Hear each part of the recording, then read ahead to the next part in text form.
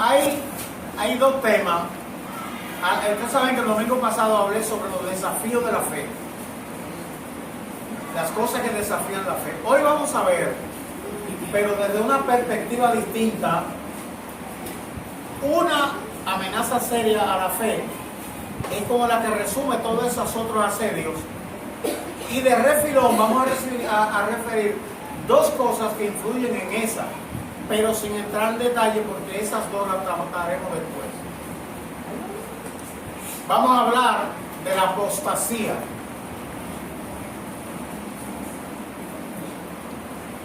Y vamos a hablar de dos prácticas que influyen en la generación de la apostasía. Una es el engaño y otra es la herejía. Entonces vamos a ver hoy la apostasía por una forma de seguimiento al tema pasado. Vamos a leer en el libro de Jueces, capítulo 2.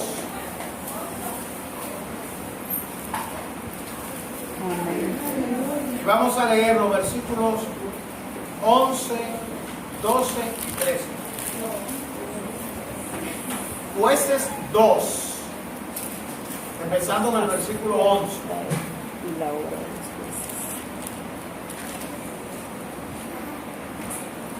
Gloria a Dios.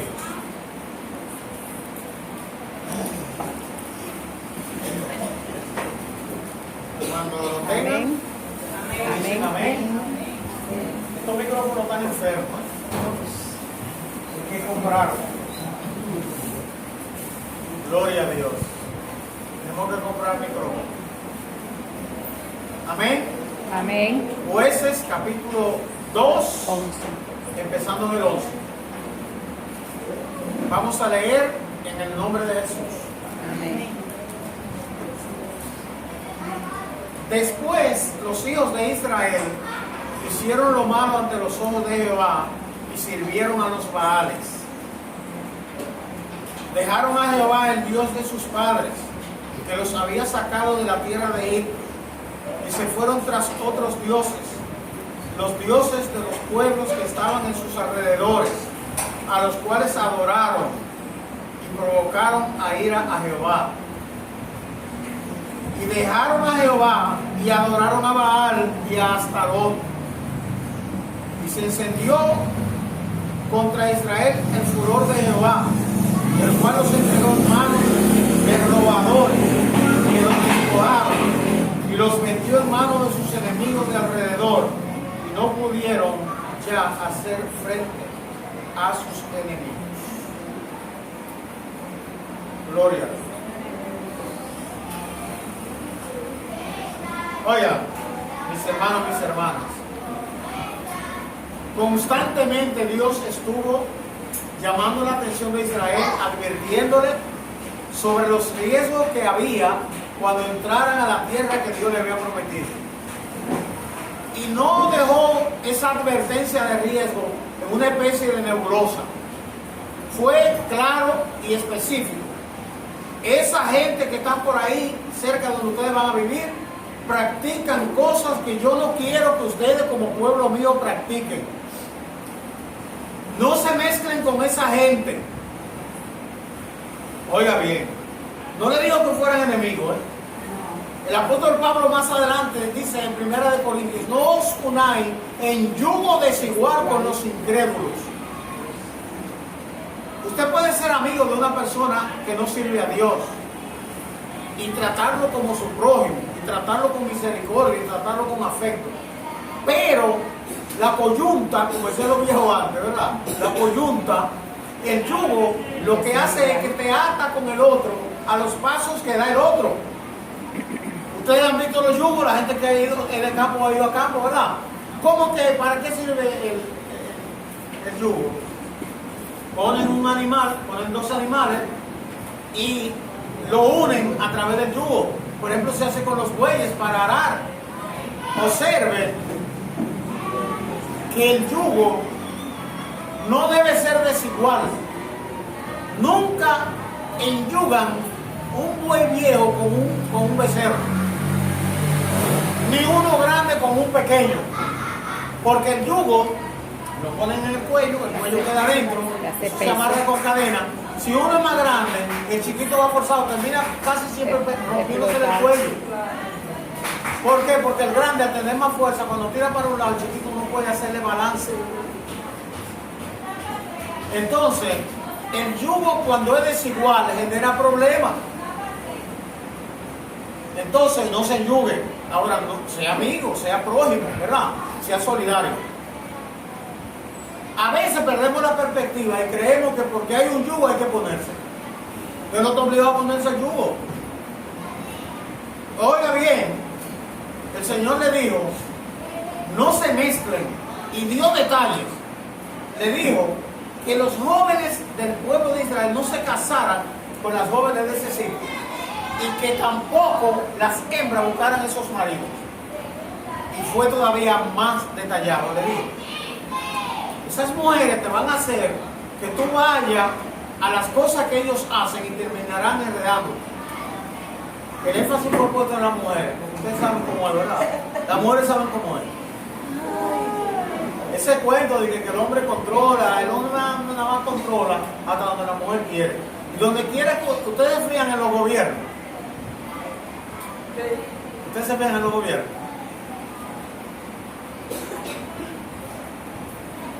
Ustedes, es un hecho, no quiero que se rían, pero ustedes se ríen con facilidad. Pero hubo un hecho que yo observé, y tal vez alguno de ustedes, un día el actual presidente de la República lo invitaron a un evento y él bailó con una modelo, una presentadora que había ahí, bailó merengue. Muy bien bailó, un merengue, bien acompasado.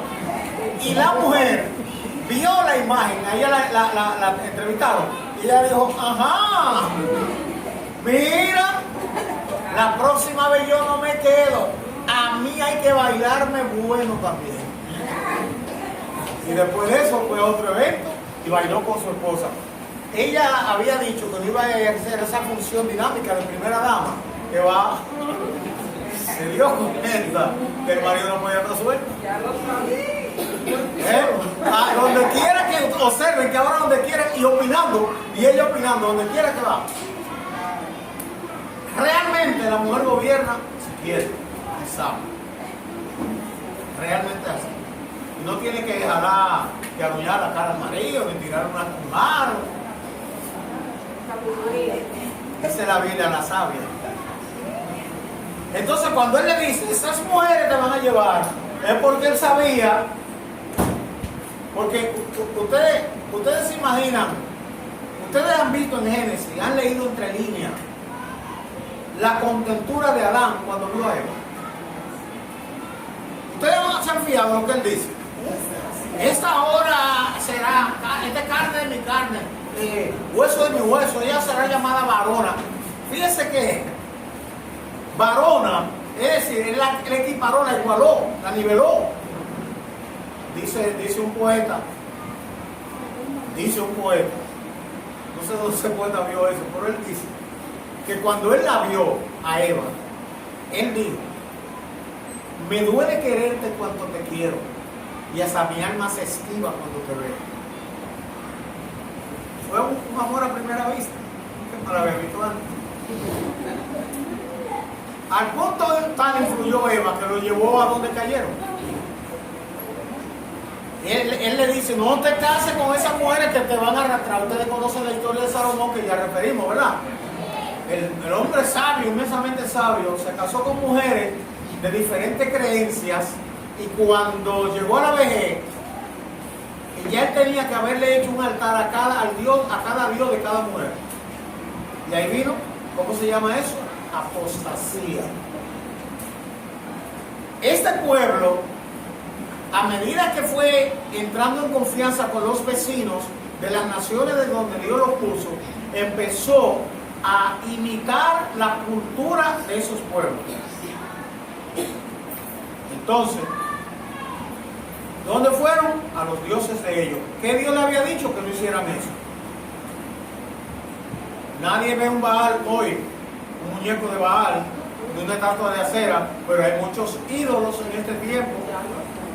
Hay demasiada gente que está debilitándose en la fe porque hay que hacer un grado académico, o porque hay que tener un novio como sea o una novia como sea, hay que lograr metas económicas, y esas cosas se convierten en ídolos también a veces. Se convierten a veces en un obstáculo para la vida fuerte en la fe. A veces creemos que el ídolo es una imagen que usted tiene. Usted puede tener una imagen y no ser un ídolo, porque es ídolo cuando usted la adora. Pero hay gente que idolatran al marido, idolatran a la mujer, idolatran a los hijos, a las hijas, al trabajo, al título que tienen, y esas cosas se vuelven un daño para su vida espiritual. Hasta los cuartos, hay gente que por los cuartos entran. Había un programa que le preguntaron a uno, es un programa soso que dan en la televisión, dice, por $1.000.000 ¿tú dejarías a tu marido? Y le preguntaron a más de una, y dos dijeron, por menos de ahí. Euros, por menos de ahí. Hubo una que dijo, no, yo no haría eso, pero yo lo dejo 10 veces, por $1.000.000. O sea que a veces también el dinero puede ser un ídolo.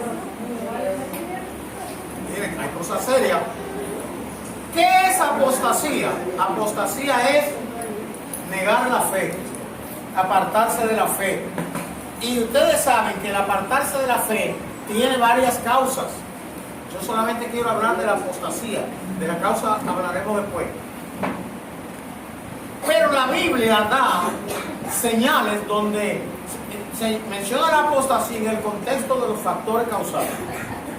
Vayan conmigo a la Biblia, por favor. Primera de Timoteo 4, 1 al 5. Ya vimos cómo el pueblo de Dios llegó a apostasía, un pueblo que vio cosas que ninguno de nosotros hemos visto, ¿verdad? Primera de Timoteo 4, 1 al 5. Alguien que lea mejor que yo. 4 al 5. Sí. Pero el Espíritu dice claramente que en los postreros Perdón. tiempos... Ponte de pie, mi niña, para que te vean lo que están atrás. Yo hablo como Wendy, duro. Pues hazlo así mismo. Pero el Espíritu dice claramente que en los postreros tiempos algunos apostarán de la fe. Apostatarán de la fe, escuchando a espíritus engañadores y a doctrinas de demonios, por la hipocresía de mentirosos que, teniendo cauterizada la conciencia, prohibirán casarse y mandarán abstenerse de alimentos que Dios creó, para que con acción de gracias participasen de ellos los creyentes y los que han conocido la verdad. Porque todo lo que Dios creó es bueno y nada es de desecharse si se toma con acción de gracias, porque por la palabra de Dios y por la oración es santificado. Amén. Gracias, Dios le bendiga. Oigan esto. El Espíritu dice claramente, Pablo aquí no está diciendo, me llegó un pensamiento. No, él dice que el Espíritu dice claramente que en los postreros tiempos, algunos, ¿qué es lo que harán? Apostatarán de la fe. Ahora, él aquí señala factores causales. Escuchando a espíritus engañadores y a doctrinas de demonios. Oiga bien, que las doctrinas de demonios son herejías. De eso hablaremos en detalle después. Son herejías. Vamos a ver después qué es una herejía. Cuando una doctrina es una herejía. Son tóxicos para el alma. De la misma manera que hay sustancias tóxicas para el cuerpo, hay enseñanzas tóxicas para el alma. Gente que se intoxica espiritualmente. La Biblia habla del pan espiritual, pero el pan espiritual, la leche espiritual, tiene que ser no adulterada, porque si es adulterada puede producir un efecto no deseado. Entonces, escuchando a espíritus engañadores, oiga bien, algunos dicen, no, yo oigo a cualquiera porque es la palabra de Dios que está hablando. Oiga lo que está diciendo aquí, que hay algunos que tienen doctrina de demonios. Y entonces ellos no dicen tengo doctrina de demonios, porque ellos no lo van a decir, porque si lo dicen ni los demonios lo oyen. el demonio que se entorpece y se declara como tal, no logra su meta. Quiere decir que hay engañadores que tienen doctrinas de demonio, espíritus engañadores, es decir, actitud del engaño, comportamiento propio de gente que engaña. Tenga cuidado con los predicadores que usted escucha en las redes. Tenga mucho cuidado. Por ahí anda uno famoso, muy famoso, que hasta puso fecha para la venida de Cristo, un hombre ilustrado. Un amigo me había dicho de ese hombre que ya él había enseñado que los hijos de Dios que menciona Génesis, que se llegaron a las hijas de los hombres, eran ángeles. Y que esos ángeles engendraron hijos. Ahora resulta que Lucas 20, 34 al 36 dice que los ángeles ni se casan ni se dan casamiento. Y cuando uno le cita ese versículo, él mismo dice, algunos citan un versículo que dice que los ángeles no se casan, pero nada más ese es solo que tiene, pero él no tiene ningún otro que diga lo que él está diciendo. Lo que él está diciendo es el resultado de una interpretación que él hace.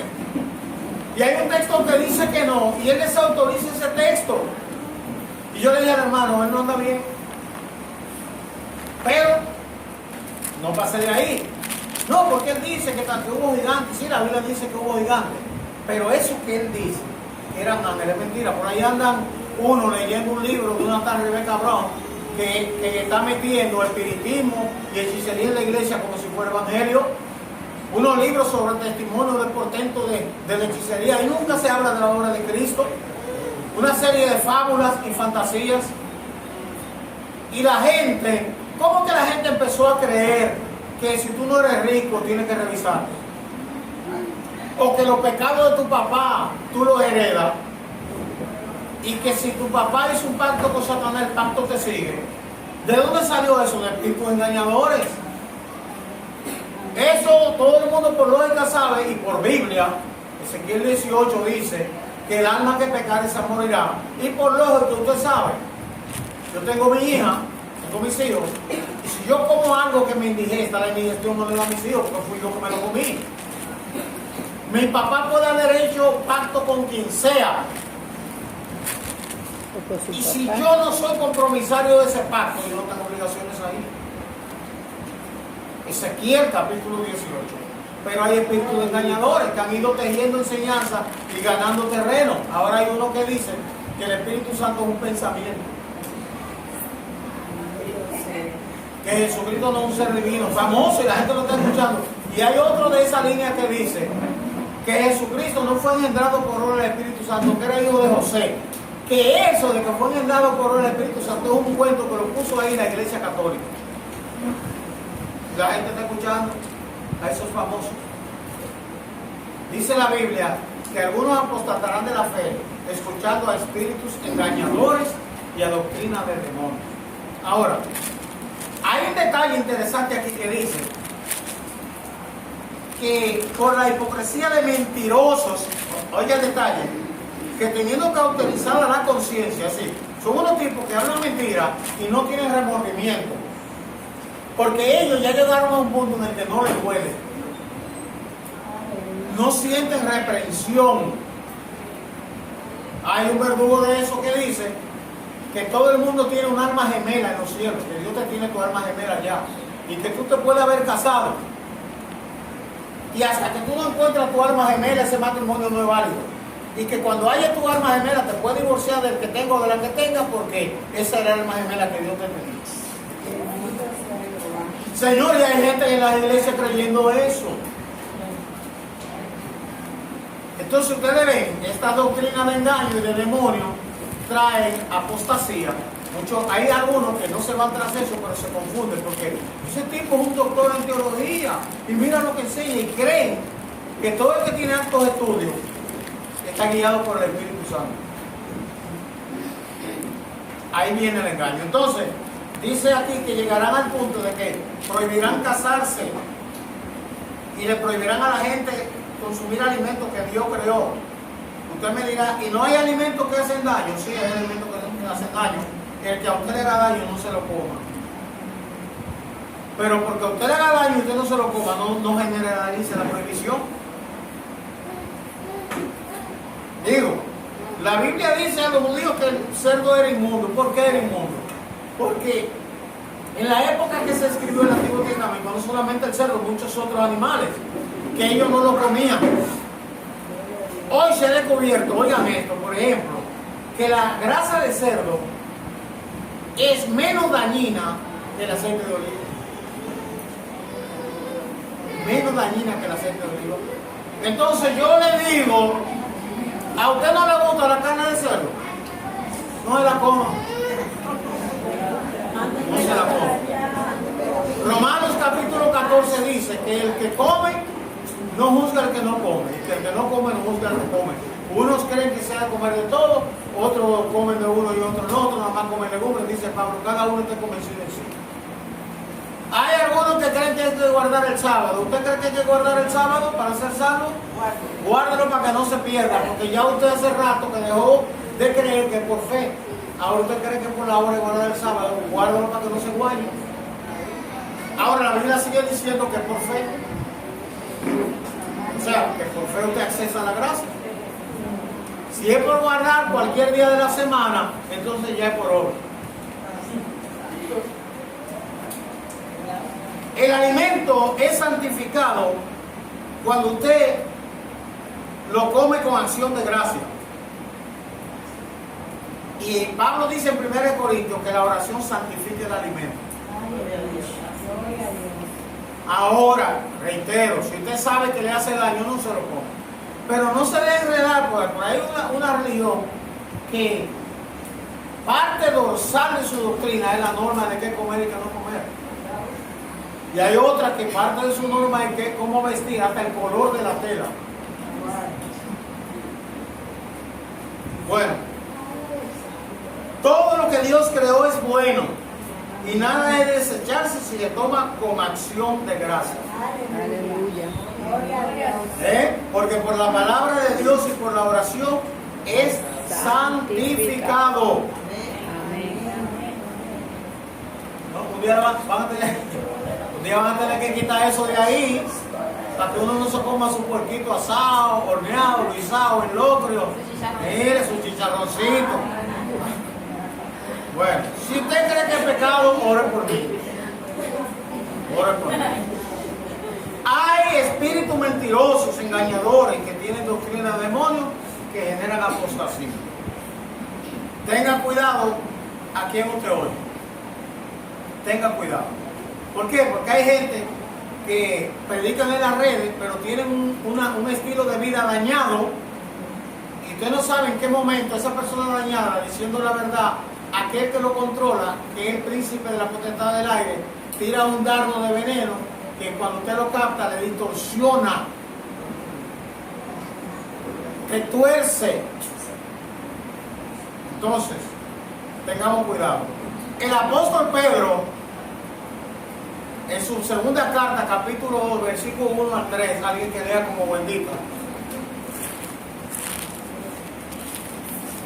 2, 1 al 3. También señala segunda de Pedro 2, 1 al 3. Amén. Amén. Pero hubo también falsos profetas entre el pueblo, como habrá entre vosotros falsos maestros, que introducirán encubiertamente herejías destructoras, y aún negarán al Señor que los rescató, atrayendo sobre sí mismo destrucción repentina. Y muchos seguirán sus disoluciones, por causa de las cuales el camino de la verdad será blasfemado. Lea el 3. Hasta el 3. Sí. Y por avaricia harán mercadería de vosotros, con palabras fingidas, sobre los tales, ya de largo tiempo de condenación no se tarda, y su perdición no se duerme. Habrá falsos maestros, dice, que introducirán encubiertamente herejías destructoras. Entonces, usted ve que la herejía conduce a la apostasía. Y él dice, y aún negarán al Señor que los rescató, atrayendo sobre sí mismos destrucción repentina. Y muchos seguirán sus disoluciones, porque son disolutos, por causa de los cuales el camino de la verdad será blasfemado. Ahí viene la apostasía. ¿A causa de qué? De los que siguen a esos engañadores. Y por avaricia harán mercadería de vosotros con palabras fingidas. Aquí también introduce el aspecto del engaño. Para poder controlar a la gente, fingen. Y fingen de muchas maneras. Y estamos advertidos. Harán mercadería de los hermanos por avaricia. Lo está vinculando a tigueraje para sacarle dinero a la gente. Tigueraje para sacarle dinero a la gente. Dice por avaricia. Harán mercadería. Hablando entonces de un aspecto financiero parecido a como se hace hoy. Yo no me cansaré de decirle, yo sé que algunos bajeados por esa corriente, a veces dirán, no, pero el pastor sí insiste en eso. Mientras yo esté aquí, insistiré. Que nadie sea engañado por falta de información. ¿Por qué? Dice con palabra fingida, ocultarán sus intenciones, pero lo que hay dentro es avaricia. Y a causa, como lo que los mueve la avaricia, fingirán para hacer mercadería de los hermanos. Incluso harán mercadería en cosas que en sí mismas no es pecado que usted la haga. Yo les he dicho a ustedes el tigueraje de los cultos de primicia. Un tigueraje. Los cultos de primicia, grábelo. Los cultos de primicia son un tigueraje. Y las promesas de bendición a cambio de que usted dé cuarto es un tigueraje.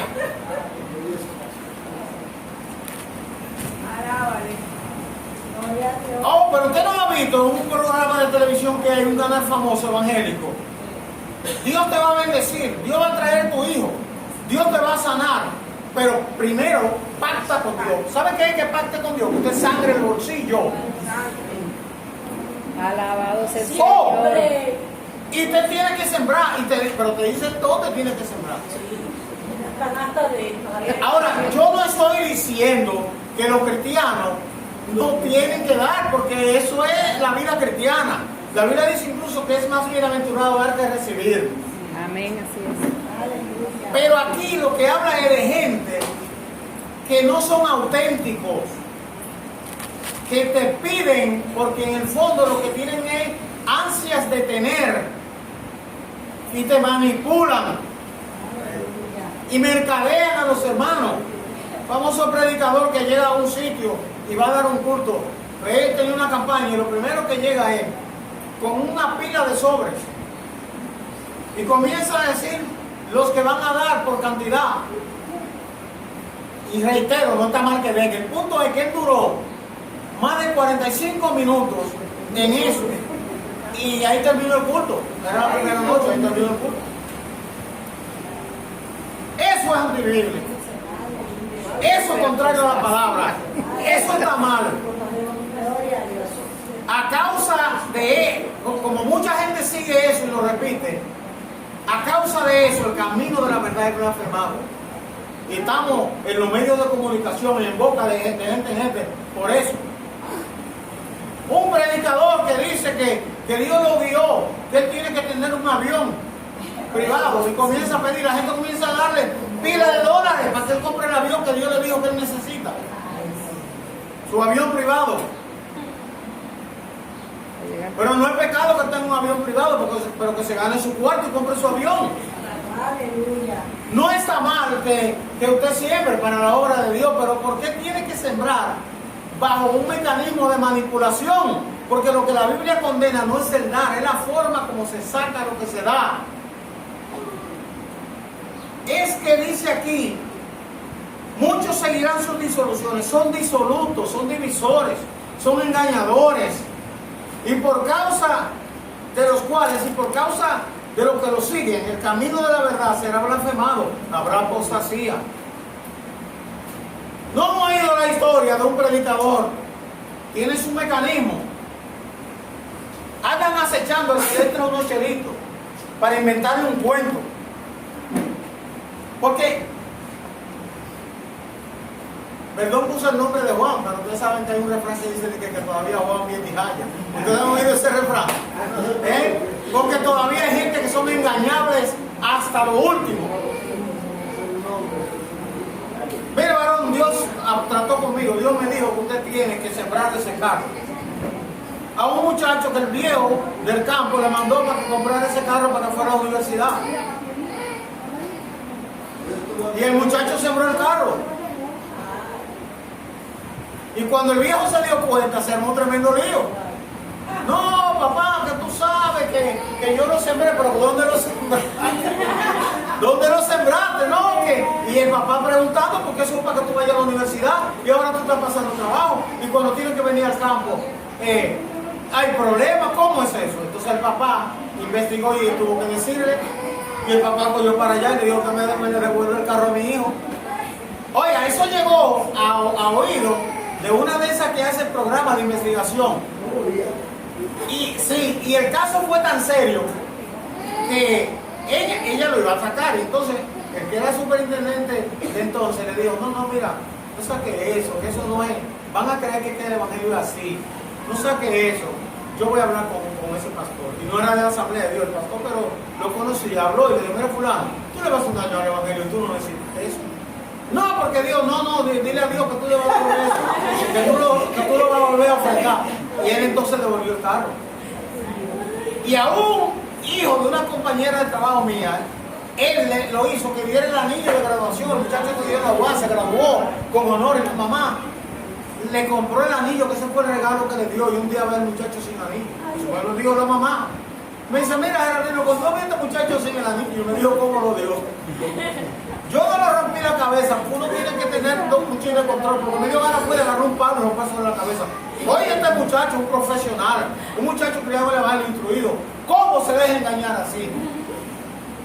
Y tuvo que entregarle, porque él le cayó que ese anillo tenía que sembrarlo, porque Jehová lo indicaba. Por avaricia harán mercadería o palabras fingidas. Gloria a Jesús. Ahora voy a aclarar. ¿Está bien que los cristianos demos? Sí, está bien. ¿Debemos dar? Sí, debemos dar. Ahora, ¿está bien que nos dejemos engañar? No. El que se deje engañar está en pecado. ¿Cómo es que dice la Biblia? Si los impíos te quisieran engañar, no lo consientan. Entonces, si usted les engaña, usted está consintiendo el engaño, se está perjudicando. No lo consienta. No lo consienta. Oigan bien, yo no quiero ver que a ninguno lo engañe. El día que usted vea que yo llegue a su casa y le diga, bendita, dice el Señor que me dé esa cadena. Que el Señor me dijo a mí que tú me des la cadena tuya. Oiga bien, si un día yo tengo ese desvarío, no me dejen perder.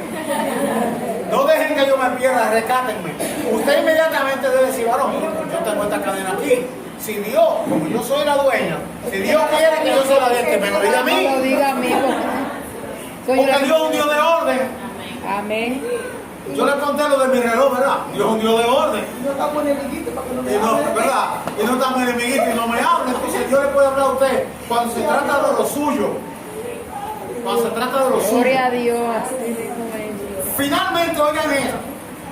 Segunda de Tesalonicenses 2, 1 en adelante. Oigan esto. La segunda carta de Pablo a los tesalonicenses.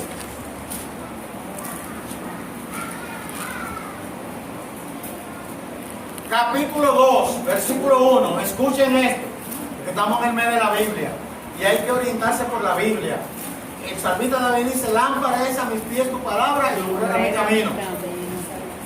Esta semana un estudiante del Instituto Bíblico me preguntó que tiene una amiga que hay un pastor que tiene 30 años en una iglesia y el pastor, ella se convirtió ahí y el pastor ahora está enseñando cosas que antes no enseñaba y que ella está confundida. Oiga eso, una gente con 30 años en el Evangelio y está confundida porque el pastor está retorciendo una doctrina con 30 años en el Evangelio. ¿En qué ha durado esos 30 años? Con 30 años y está turbada porque el pastor conmigo el solo. 30 años, 3 veces. Oiga, usted tiene que leer la Biblia por sí mismo. Tenemos que dedicar tiempo al estudio de la palabra. Amén, gloria a Dios. Porque es la que nos ilumina. Oiga lo que dice Pablo. Pero con respecto a la venida de nuestro Señor Jesucristo y nuestra reunión con Él, os rogamos, hermanos, que no os dejéis mover fácilmente de vuestro modo de pensar, ni os conturbéis, ni por espíritu, ni por palabra, ni por carta, como si fuera nuestra, en el sentido de que el día del Señor está cerca. Ese predicador que yo dije que habló de los puso una fecha actualmente, el año pasado, una fecha para la venida de Cristo. Cuando yo vi eso, yo estaba viendo en televisión, digo yo, pero Dios mío, ¿por qué este hombre tiene hambre o le come la cabeza? Y un joven que escribe, tiene un programa que hace crítica a cosas raras, le hizo una crítica y dijo, ese hermano yo lo aprecio, es un hermano doctor, pero ahí falló. Y lo mejor que él puede hacer, digo el muchacho joven, lo mejor que él puede hacer es arrepentirse de eso y pedir perdón. Bueno, comenzó alguien, un pastor amigo mío, a atacarlo. Tú nada más criticas a ese, pero tú no criticas al otro. El muchacho dijo, no, yo estoy diciendo lo que él dijo que es contrario a la Biblia.